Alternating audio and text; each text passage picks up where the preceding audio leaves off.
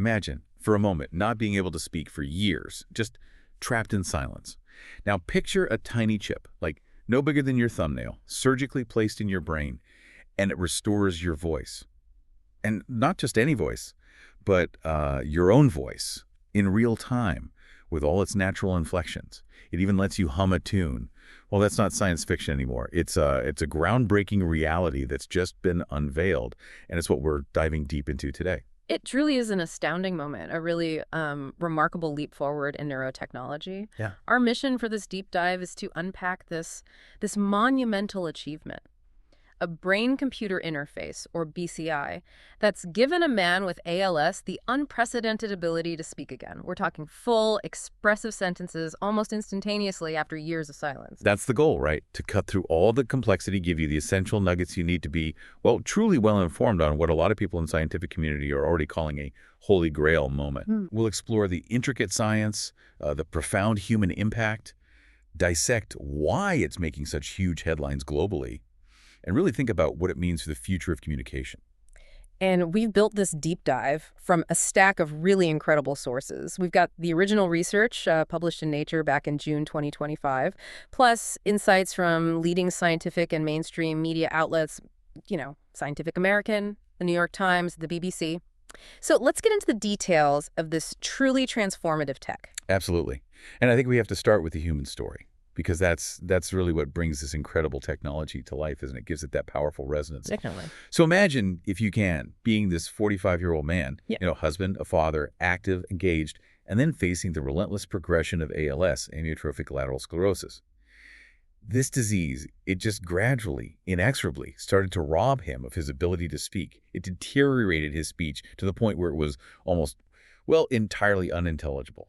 Yeah, it's devastating. Before this breakthrough, his daily reality was just one of profound isolation and immense frustration. The sources, they paint a really stark picture. Only about 4% of his attempted words were understandable, even to his closest family, his caregivers. 12%. Think about that. That's like 1 out of every 25 words getting through clearly.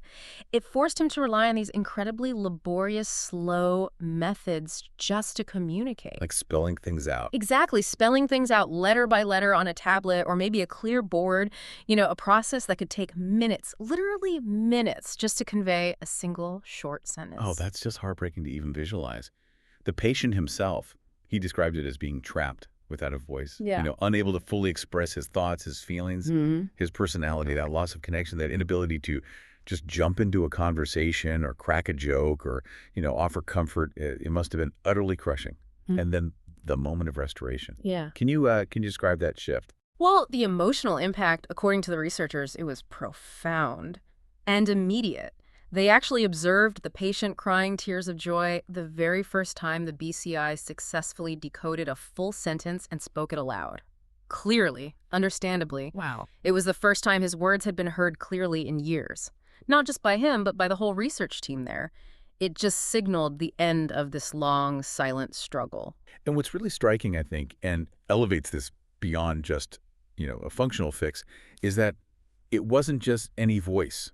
The system was personalized. It sounded like him. What was the significance of that? How did that affect his experience? That personalization, that's maybe one of the most powerful emotional parts of this thing. The researchers, they meticulously used old audio recordings of his voice, from before ALS really took hold. Oh, that's clever. Yeah. And these recordings were then used to train the AI model. So it learned to mimic his unique vocal tone, his rhythm, even his characteristic way of speaking. He specifically said that hearing the synthesized voice made me feel happy because it felt like my real voice. His real voice. Right. So this isn't just about communication. It's about reclaiming a piece of yourself, restoring a core part of your identity, your dignity that had been lost. That's incredibly powerful. And what about the practical changes, the day-to-day stuff? How did it transform his interactions? Well, think about the simple things, the profound, simple, daily changes. He can now hold fluid, spontaneous conversations with his wife, his kids, his friends. He can ask questions right in the moment, say, I love you, without this huge physical effort or, a tedious typing process. Or tell a joke. Or tell a joke, exactly, and hear the immediate laughter. It's not just about getting information across. It's about restoring those truly personal, dynamic connections that, frankly, most of us just take for granted. Imagine the relief, the joy of being able to instantly join in family discussions, offer a quick comment, or interrupt playfully. All those small, everyday things that build relationships. It really is transformative. So let's put it to you, our listener, directly. Imagine being unable to speak for years, trapped, and then suddenly you can say anything you want in your own voice. What would that mean to you? That's a powerful thought, isn't it? It really frames just how significant this is, not just as like a scientific marvel, but as a profound act of human empowerment. Definitely. So now let's maybe shift gears a bit from the profound human side to the technical wizardry that made it all possible. How exactly does this BCI work? Yeah, the nuts and bolts. Right. So normally our brain sends electrical signals down through our nerves to our vocal muscles, right? That lets us form words. For people like this patient, the brain still tries to send those signals, but the nerves, they're damaged by the ALS, so the signals just don't get there. This BCI, it essentially acts as a kind of digital vocal tract, or maybe an artificial voice box. It bypasses the damaged biological pathways completely. Okay, a digital vocal tract. I like that analogy. Bypassing the damage. So how does the system actually read the signals from the brain? It starts with the hardware. Picture these tiny microelectrode arrays. Think of them like incredibly sensitive microscopic antenna. Okay. 4 of these arrays, altogether, they have 256 individual electrodes were surgically implanted in a very specific spot in the patient's brain. It's called the left precentral gyrus. The speech motor cortex. That's the one, the speech motor cortex. It's the region specifically responsible for coordinating all those complex, super rapid movements of our tongue, lips, jaw, larynx, everything we need to produce speech. Now, these implants don't read thoughts. That's key. They pick up the precise neural activity of the electrical commands that the brain generates when the patient attempts to speak, even if no sound comes out. Okay, so it picks up the attempt, and that's where the advanced AI comes in, right? To interpret those raw signals, how does it turn those patterns into audible speech so fast? This is the really ingenious part, I think. An advanced AI decoder takes these subtle, highly complex brain signals and interprets them in real time. It's not just a simple translation. It uses sophisticated deep learning algorithm, a type of artificial neural network. These networks, they're meticulously trained on huge data sets of neural activity. They learn to map the intricate firing patterns of individual neurons, not just to whole words, but to the precise phonemes. Phonemes. Those are the basic sounds, right? Like ah or K. Exactly, the fundamental sound units that make up speech. And it maps them continuously in real time. That's what allows for such fluid conversion. You know, one of the researchers involved, he compared the old tech for paralyzed people to text messaging slow, one way. Right. This BCI, he said, is like a live voice call. Immediate, dynamic, natural. That analogy really captures the scale of the leap here. A live voice call. Yeah. Yeah, that's a huge shift. And speaking of live, let's talk about the key findings, the metrics that make this so astonishing. What really stands out, is it the speed, the nuance? Well, what's genuinely astounding right off the bat is the speed. We're talking instant voice, minimal lag. From brain signal detected to words spoken aloud, the whole thing takes only 10 to 25 milliseconds. Milliseconds, that's tiny. It's about 140th of a second. To put that in perspective, that lag is basically imperceptible. It's comparable to natural conversation, the tiny delay between your brain deciding to speak and your ears hearing your own voice. And it's a monumental improvement over earlier BCIs. Some of those had delays of like 2 or 3 seconds for a single word. Fluid conversation was just impossible. Right. This near-instant speed means true back-and-forth dialogue is finally possible. You get that genuine conversational rhythm. But it's not just speed, is it? It's also about expressive, natural-sounding speech. Yeah. How well does it capture those nuances, the things that make communication really human? That's where it truly shines. This system captures incredible nuances, things that convey meaning, emotion. For instance, it successfully gets the intonation right for questions versus statements. So the pitch naturally goes up at the end of a question, just like a real voice. Yeah. And it handles emphasis, so the patient can stress a word like really to convey stronger meaning. Even subtle emotional tones or spontaneous things like or oh, they come through with the right kind of expression. It adds this layer of authenticity. And the humming. That got a lot of attention. The fact that the system could even hum simple melodies. How did that show off its capabilities? Yeah, the humming is incredible. It's a fantastic demonstration of the system's fine-grained control over pitch and timing. The decoder can actually detect when the patient is trying to hum a tune, and then it modulates the output pitch to follow that. In the study, he successfully hummed a small range of notes, maybe about 3 distinct pitches. Now, that might sound basic. But it's huge. It's huge. It unequivocally shows the system's capacity for creative vocal expression beyond just plain speech. It tells us the BCI is capturing the melody of speech, not just the words, which, opens doors for more complex stuff down the line. These nuances are fundamental for conveying emotion, intent, personality, making communication truly engaging. Exactly. And adding to that human element, we touched on this earlier, is the personalized voice cloning. Can you expand on how that worked and why it was so significant for him? Precisely. This was critical for restoring not just voice, but identity. As we mentioned, the researchers gathered those old audio recordings of his voice from before ALS really affected his speech. They fed these into the AI model, allowing it to learn and mimic his unique vocal tone, timbre, even his speaking pace. The result? A computer voice that sounds remarkably like him, not some generic robot voice. Right, unlike Stephen Hawking's iconic voice, which was powerful but, well, impersonal. Exactly. For this patient, hearing his own voice again had immense emotional significance. He said it made him feel happy because it felt like my real voice. Regaining that personal vocal signature, it goes a long way in restoring identity, a sense of normalcy. It makes the communication feel truly his own. Another really groundbreaking aspect is the unrestricted vocabulary. Enabling truly free speech. What does that mean practically? How's it different from other aids? This is a really key differentiator. The AI decoder, it doesn't rely on a fixed dictionary of pre-programmed words or phrases. That's a big limitation in many older devices. Okay. Instead, it decodes a continuous stream of sounds, those phonemes we talked about that the patient's brain is trying to produce in real time. This means he isn't limited to some predefined word list. The study had great examples. He could speak new words, even made-up words, spontaneous interjections, names, things that weren't in the training data. And the system still got them right. And the system still articulated them correctly, intelligibly. This free-form, open vocabulary approach, it's much closer to natural, spontaneous human speech. It lets him truly speak his mind, not just pick from a menu. That's a huge distinction. And just in terms of pure clarity, how dramatic was the improvement compared to his natural speech before the BCI? Oh, the clarity improvement is nothing short of dramatic. Before the BCI, his natural speech, as we said, was almost unintelligible. Listeners understood only about 4% of his words. Just 4%. With the BCI voice, that intelligibility shot up to roughly 60% for unfamiliar listeners. 60%. That's a 15-fold improvement. 15-fold. It transforms what was basically garbled sound into clear, audible speech that a stranger could largely understand without needing context or an interpreter. It's a massive step towards real, communicative independence. A night and day difference, truly. And what about the learning curve for the patient? Did he have to go through months of difficult training? Surprisingly, no. The learning curve was remarkably quick, which suggests the system is pretty intuitive. It took only about 30 minutes in the very first session for him to start speaking with a basic vocabulary using the BCI. 30 minutes. That's amazing. Yeah, within that first half hour, the system hit about 99% accuracy on a 50-word practice set. This is crucial because it suggests the BCI is really intuitive. The patient doesn't have to learn some new complex mental skill. He just tries to talk like he normally would, and the system quickly adapts to his brain signals.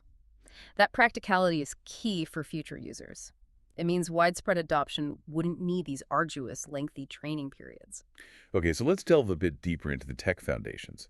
You mentioned the hardware, those 4 tiny microelectrode arrays.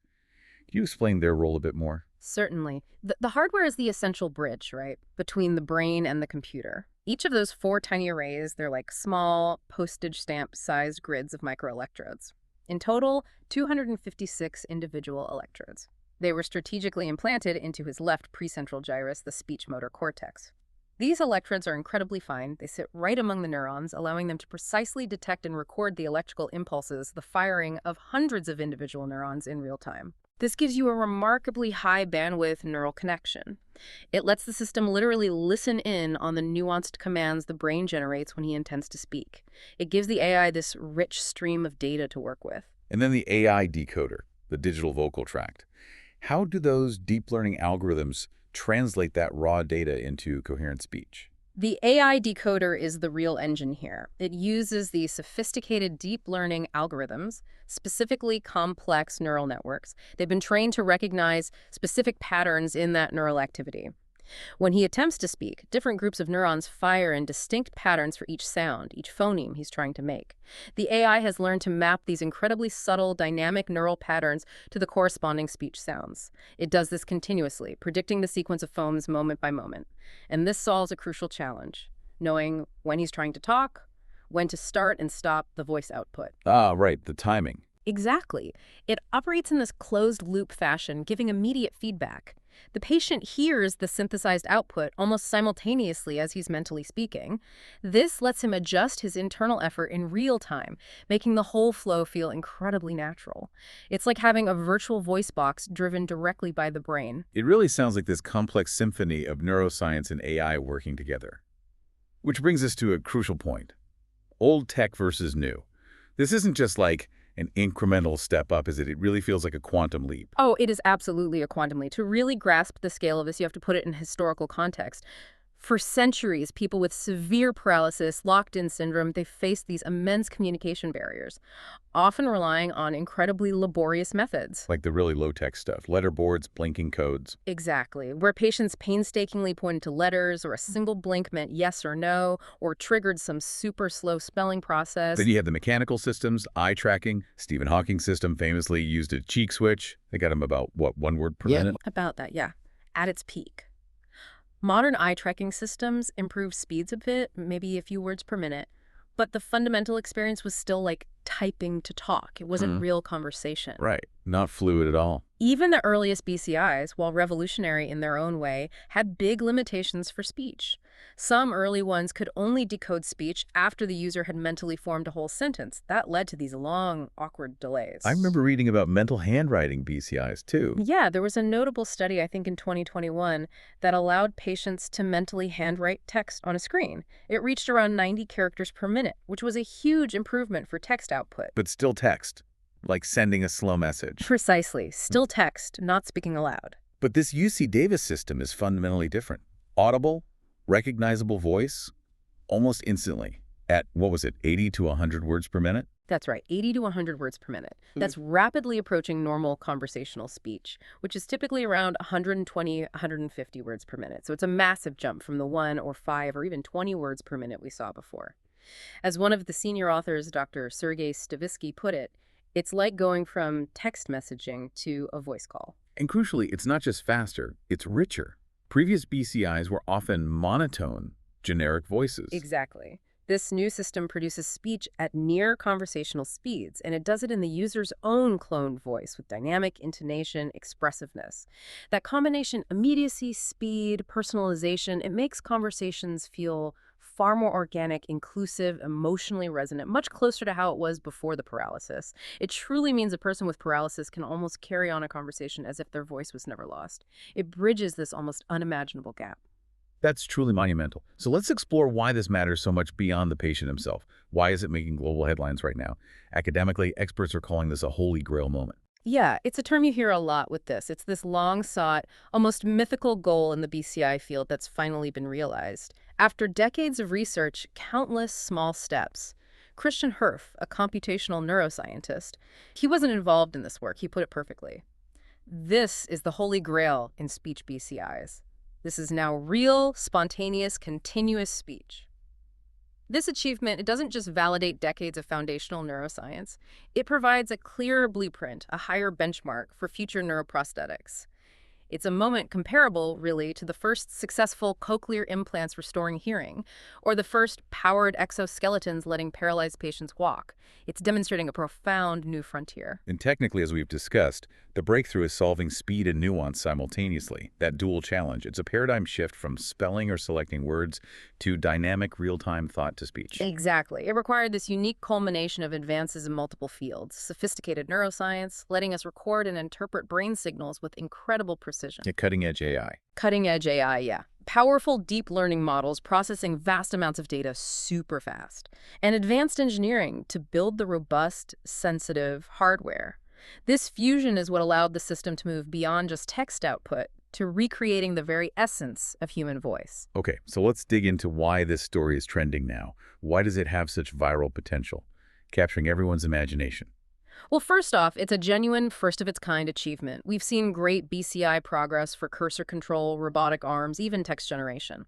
But enabling spontaneous, truly expressive spoken conversations in real time, that was seen as extremely difficult, almost insurmountable, maybe far off in the future. So the sheer novelty, the fact that someone without a voice can now speak fluidly with intonation through a brain implant that's inherently compelling, it sparks immediate interest. It reshapes how we even think about voice, doesn't it? It really does. Not just vocal cords, but a direct bridge from thought to shared reality. And that Holy Grail narrative you mentioned definitely helps amplify the message. Absolutely. When leading experts use that kind of dramatic, aspirational language, it signals this isn't just routine progress, it's a landmark moment. That framing, plus the almost sci-fi quality of mind-to-voice communication, it powerfully captures the public imagination. It feels like a heroic quest fulfilled. Gives it a sense of wonder. Another big factor, I think, is how this shows AI in such a positive light, which feels particularly relevant right now. Oh, definitely. In an era where AI headlines are often about job losses, deepfakes, bias, even, existential fears, this story is a refreshing counterpoint. Here, AI isn't replacing or misleading, it's literally giving someone their voice back, amplifying a fundamental human ability in a truly compassionate way. This powerfully positive narrative could really influence the public conversation about AI's potential for good, maybe even guide future funding. It's a fantastic feel-good story. And the media-friendly demos, those are undeniably powerful too. Incredibly effective.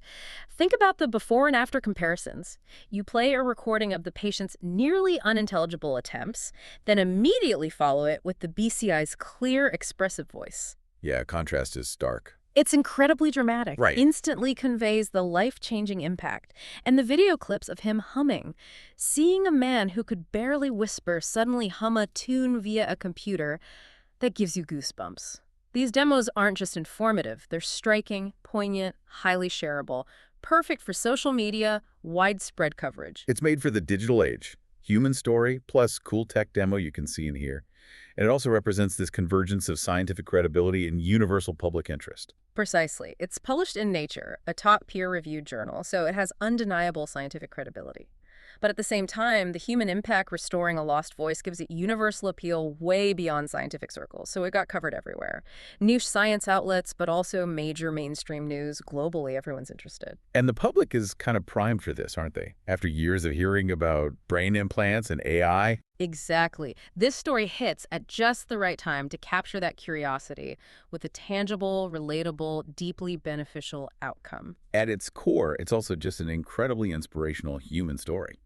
Speaks to something fundamental. Absolutely. The narrative of overcoming such profound adversity, the isolation of being unable to communicate, it taps into universal emotions. It's like those viral videos of a deaf person hearing for the first time with a cochlear implant. That raw emotion of regaining something lost is universally moving. It creates infectious positivity online. People share it saying, "This made my day," or "This is why science matters." Reminds us of human resilience. And for many, it just embodies miracle tech. That wow factor of science fiction made real. Yeah, the idea of mind-reading tech restoring speech sounds futuristic, right? But here it is, happening now.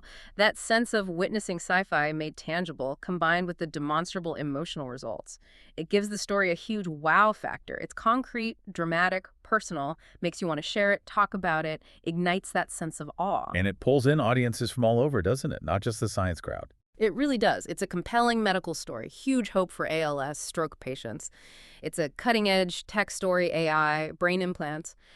And fundamentally, it's a powerful human interest story about overcoming disability, reclaiming dignity. This broad appeal means it reaches diverse communities, multiplying its impact. Finally, it offers this much-needed positive tech narrative in a world often, frankly, saturated with negative headlines about tech. That's a crucial point for public perception. The media landscape is often dominated by controversial stories about tech risks. This one is overwhelmingly positive, hopeful. It shows technology solving a profound human problem, compassionately, fosters optimism about tech's potential to genuinely improve lives. It's a feel-good story that inspires. Reminds us that science, at its best, can empower humanity. Okay, so we've explored the amazing breakthrough and why it's resonating so widely, but what about the path forward? We need to talk about the limitations, the next steps. It's important to stress this is still early phase research. That's a critical point to underscore, yeah.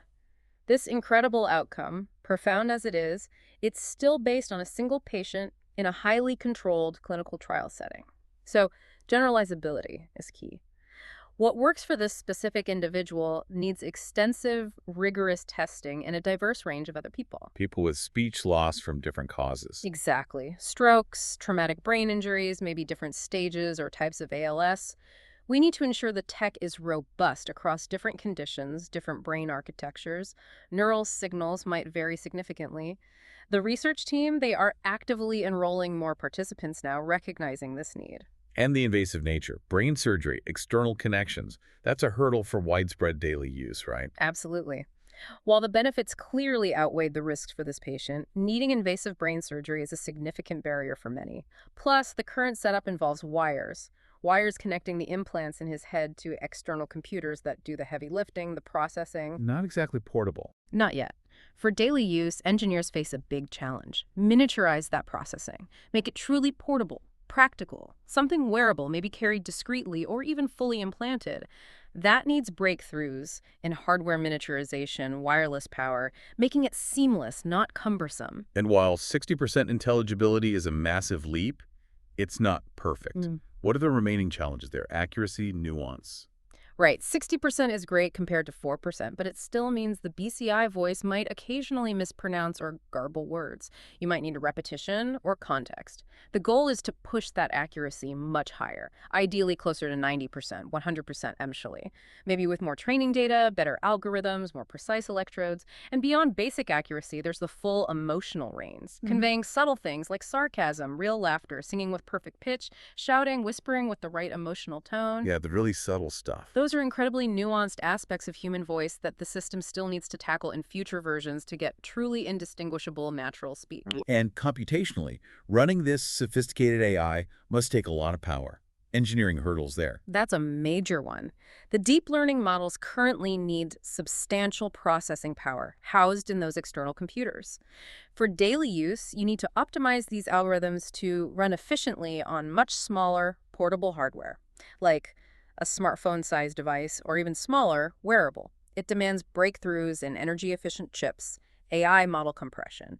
Needs to be powerful, but also power efficient, run silently, last on battery power. Seamless integration. But despite these challenges, the overall feeling seems to be optimistic. Yeah, the good news, as the researchers and other experts emphasize, is that none of these seem like fundamental scientific roadblocks. They're seen more as engineering and optimization challenges. The core breakthrough, proving real-time conversational speech, BCI, is possible, that's been achieved. From here, it's about refinement, miniaturization, accuracy, scaling up. The fundamental feasibility is proven. Now let's touch on the patient experience again. How does it actually feel to use this? It's important to clarify he's not just silently thinking words, right? That's a crucial clarification, yes. He isn't just thinking words and they magically appear. He is actively attempting to speak.